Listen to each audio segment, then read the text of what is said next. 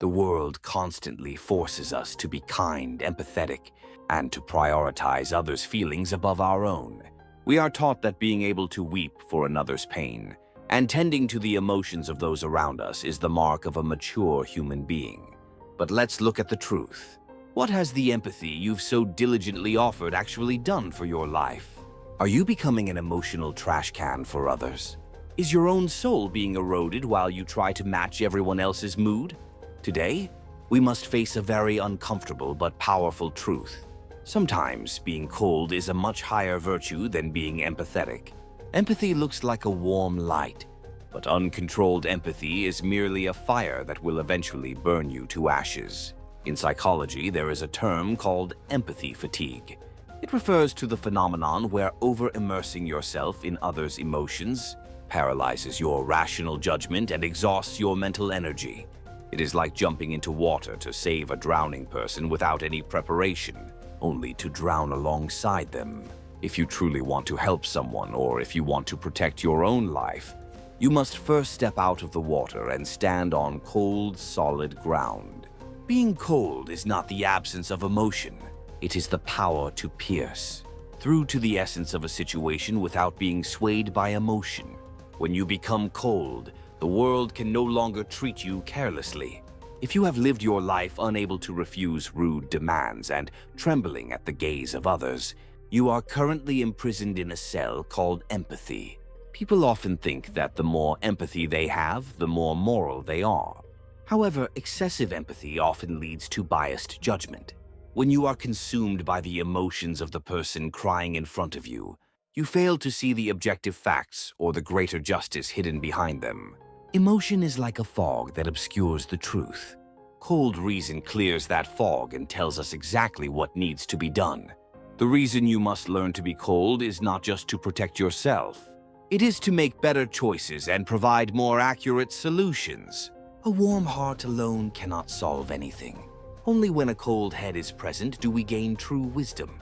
Historically, individuals who achieved great things possessed this strategic coldness without exception. They didn't close the doors to their emotions because they hated people, but because they needed to protect their vision and goals. Stoic philosophers taught us to be utterly indifferent to the things we cannot control, the criticism of others, social reputation, and the hearts of those who leave. Us, all of these are realms beyond our control. Pouring empathy into these things is like pouring water into a bottomless vessel. A cold person uses their energy efficiently. They concentrate their burning energy only on the people precious to them and the work they must accomplish, maintaining an ice-cold silence toward the rest of the noise. There is a common misconception that being cold is synonymous with being rude. But a truly cold person is never rude. In fact, they are often very polite and well-mannered. They simply do not become emotionally entangled. Whether the other person gets angry or appeals to their sympathy, they stand like an unshakable rock and respond logically. This appearance feels like a massive wall to the other person, and it is this wall that creates your authority.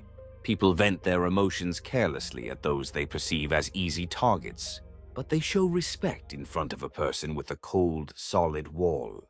The moment you flip the switch on empathy, paradoxically, your value begins to rise. The biggest cause of pain in our relationships is the reward mentality, the belief that because I empathized this much, the other person should do the same for me. But a cold person has no such expectations from the start. They clearly distinguish that the other person's emotions belong to the other person, and their own peace belongs to themselves. This separation is the beginning of true freedom. Even if someone criticizes you, realize that it cannot damage your essence. That criticism is merely a vibration of air coming out of someone's mouth. It only gains power when you empathize and react to it. When you coldly ignore it, the criticism loses its destination and vanishes into thin air. Do not live trapped in the frame of being a nice person. That is a shackle created by others to make you easier to handle. When you break that frame and show a cold side, people around you might criticize you, saying you've changed. But that is a very positive sign that you are no longer under their control. True respect does not come from kindness, it comes from strength. And the root of that strength lies in a cold interior that is not shaken by the waves of emotion. Do not give away your kindness to just anyone. It should be a privilege granted only to those who know its value. Look around you right now.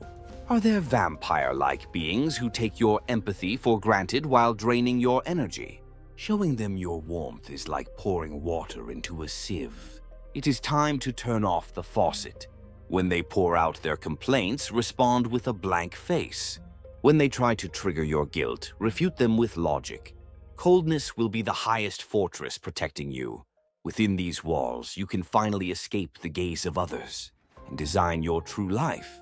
Life is a battlefield. On a battlefield, the first person to die is the soldier, who feels pity for the enemy. On the battlefield of your life, what you must protect is not the mood of others, but your dreams, your goals, and your family. What you need for this is not excessive empathy, but sharp judgment and decisive execution. Being cold is by no means evil. It is the most intellectual attitude for survival. In an era of emotional excess, the nutrient we need most right now is not warm consolation, but cold insight. Finally, remember this: your mind is your most precious asset. Do not let just anyone open the door and stir it up. Become a cold gatekeeper and protect your inner self. When you become cold, your words gain weight, your actions gain authority, and your life gains order. If you have lived for others for too long, now become cold solely for yourself. At the end of that coldness, true peace and freedom await. Starting today, withdraw your kindness and begin building your own cold castle. That is the only way you will be respected by the world.